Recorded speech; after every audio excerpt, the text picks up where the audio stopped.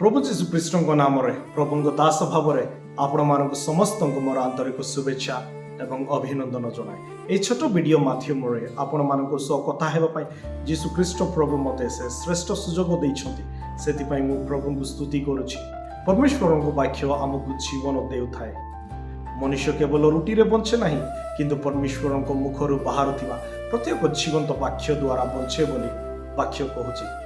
आज जदि आम शांतिपूर्ण भाव बंचुचु, प्रभु कृपार वृद्धि पाउछु एवं तांकर आश्चर्यजनक प्रेम रे आगक बढ़ुचु, तेबे यह केवल परमेश्वर महाकृपा अटे बोली आम निश्चय भाव बुझा उचित। यही दिन गुड़िक अनेक लोक दुख वेदना कष्ट और समस्या भरी जाए निराश बंचुंट। पृथ्वी रे अनेक यही भयंकर परिस्थिति मध्यरु जाउछन्ति।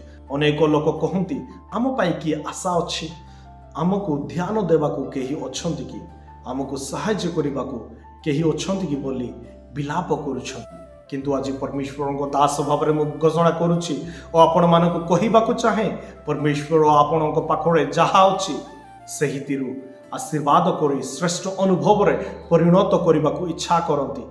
कहीं ना परमेश्वर आम सृष्टिकर्ता से परिस्थिति और घटना मान को बदल पारती। जे माने परमेश्वर को भरोसा करती और तांको वाक्य रे ध्यान रखती से मानक जीवन रे परमेश्वर महान कार्य करने को इच्छुक अटंती। पवित्र बाइबल रु गोटे उदाहरण आपण मानक कहबाकू चाहे।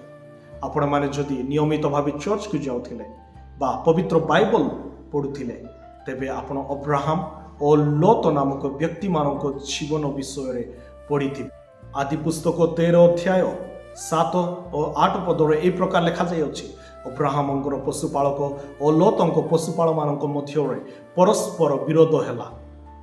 एणु अब्राहम लोतंक कहले, मु विनय करुअछि तुम आम मध्य पुणी तुमर पशुपालक और मोर पशुपाल मान मध्य विवाद न हो, कारण आमे माने भाई। अब्राहम लोतंक कहले, तुमे जहाँ चाहुच से चयन कर, तुम्हें जो दिग को जीवाक चाहुच से जाइपार, तुम्हें जो अंचल को चाहुच सेहिटा को बाछि नियो। एभली भाव में अब्राहम लोतंक गोटे भल सुजोग देइथिले। वास्तव में लोत यही प्रकार कहवा उचित थिला, भाई आमे दुहे एकाठी कोल्दी देशरु बाहरिलु, परमेश्वर आमे दुहे को आशीर्वाद करिछंती। आमर छेलीपाल मानक मध्य जो झगड़ा होइछि आमे दुहे बसी एहा को समाधान करि परिबा। यह आमे अलगा हेबार आवश्यक नाही, किंतु से एभली कहिले नाही। बदल रे लोत चक्षु उठाई देखिले सदम अंचल संपूर्ण जलसेचित भूमि परि उद्यान परि सुंदर और सबुज लागुथिला। तत्क्षणे लोत मने कले, मते सर्वश्रेष्ठ दरकार, मो श्रेष्ठ वस्तु को ही बाछिबी। अब्राहम विषय में मते किछि दरकार नाही, से क्योंटी जाउछंती मो पाई अनावश्यक बोली कही लोत आखि उठाई देखिले से पछ पछ सबुज भूमि को देखिले। जा भल लागिला, जा श्रेष्ठ लागिला से सबू को बाछि नहीं से अंचल को जीवा पाई निश्चित कले।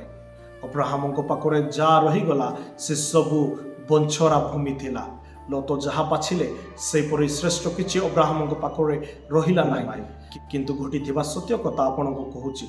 देखंतु अब्राहम जड़े विश्वासर भीर, प्रार्थना रे निष्ठावान, से परमेश्वर को ऊपर आशा रखि लोक, विश्वास रे दृढ़ स्थान रे थिबा अब्राहम जहाँ नेले जहाँ तांको पाखरे रहिला, परमेश्वर को महिमा केते महान भाव प्रकाश पाइला। देखंतु से अंचल को परमेश्वर आशीर्वाद करबा आरंभ कले। अब्राहम पाखरे जहाँ थिला परमेश्वर सही को आशीर्वाद कले, से अंचल को श्रेष्ठ भाव में परिणत कले, फलवंत एवं आशीर्वादमय परिवर्तित कले। जदि तुम जीवन रे मध्य एमिति भाव आसुची सबुठार श्रेष्ठ विषय सब लोक पाउछंती, मो जीवन कहीं एमिति बोली चिंता करुछ, तुम परमेश्वर केते महान ताहा जानत, से केते समर्थ ताहा जानत। तुम पाखरे जहा अछि लोकंक दृष्टि रे होई पारे ताहा छोट, मनुष्य दृष्टि रे होई पारे ताहा अप्रयोजनक, किंतु परमेश्वर सही को आशीर्वाद करी तुमको पुनर्बार उठाइबा को इच्छा करती। गोटे उदाहरण आपण मानक देवाक चाहूँगी। संजू सैमसन 18 वर्ष बयस क्रिकेट IPL रे सेलेक्ट होइथिले। 2015 मसीह से केवल गोटे मैच रे अवसर पाइथिले। तापरे पुणी 5 वर्ष पर मात्र आउ थोड़े अवसर मिलला। ଅନେକ ଥର ଭାରତୀୟ କ୍ରିକେଟ ସିଲେକ୍ଟର ମାନେ ତାଙ୍କୁ ଦେଖିଲେ ମଧ୍ୟ ପାଖକୁ ରଖିଦେଉଥିଲେ। ଏହି ୱାର୍ଲଡ କପ୍ରେ ମଧ୍ୟ ସଞ୍ଜୁ ସାମସନଙ୍କୁ ଚାନ୍ସ ମିଳିନଥିଲା। ଯେତେବେଳେ ନ୍ୟୁଜ୍ ରିପୋର୍ଟର କ୍ୟାପ୍ଟେନକୁ ପଚାରିଲେ ସଞ୍ଜୁ ସାମସନକୁ ଖେଳେଇବି ନାହିଁ କି, ସେତେବେଳେ କ୍ୟାପ୍ଟେନ ସୂର୍ଯ୍ୟକୁମାର ଯାଦବ କିପରି ହସି ହସି କହିଥିଲେ ଆପଣମାନେ ଦେଖିଥାଇପାରନ୍ତି।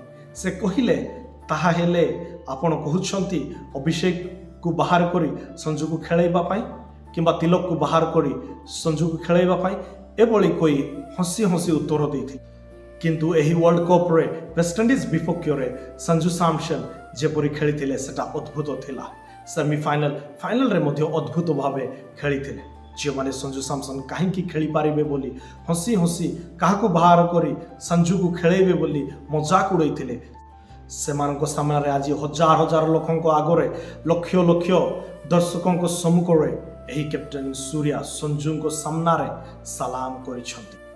ଦେଖିଲେ କି 18 ବର୍ଷର ଗୋଟିଏ ଯୁବକଙ୍କୁ ସଫଳତା ପାଇବାକୁ 14 ବର୍ଷ ଲାଗିଲା।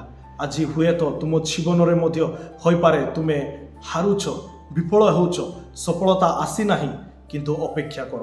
ସଫଳତା ଆସିବା ପର୍ଯ୍ୟନ୍ତ ଚେଷ୍ଟା କର। ପରମେଶ୍ୱରଙ୍କ ଉପରେ ଭରସା କର। ତୁମ ସଫଳତା ଆସିଲେ ଯେଉଁମାନେ ତୁମକୁ ଦେଖି ହସୁଥିଲେ ଓ ମଜାକ କରୁଥିଲେ, ଯେଉଁମାନେ ଚିପ୍ ଭାବେ ଦେଖୁଥିଲେ, ସେମାନଙ୍କ ସାମ୍ନାରେ ତୁମକୁ ପରମେଶ୍ୱର ସଫଳତା ଦେବେ। ପରମେଶ୍ୱରଙ୍କ ଦାସ ଭାବେ ଏହି ମୁହୂର୍ତ୍ତରେ ଘୋଷଣା କରୁଛି, ତୁମ ପାଖରେ ଯାହା ଅଛି ପରମେଶ୍ୱର ସେହିକୁ ସର୍ବଶ୍ରେଷ୍ଠରେ ପରିଣତ କରିବେ।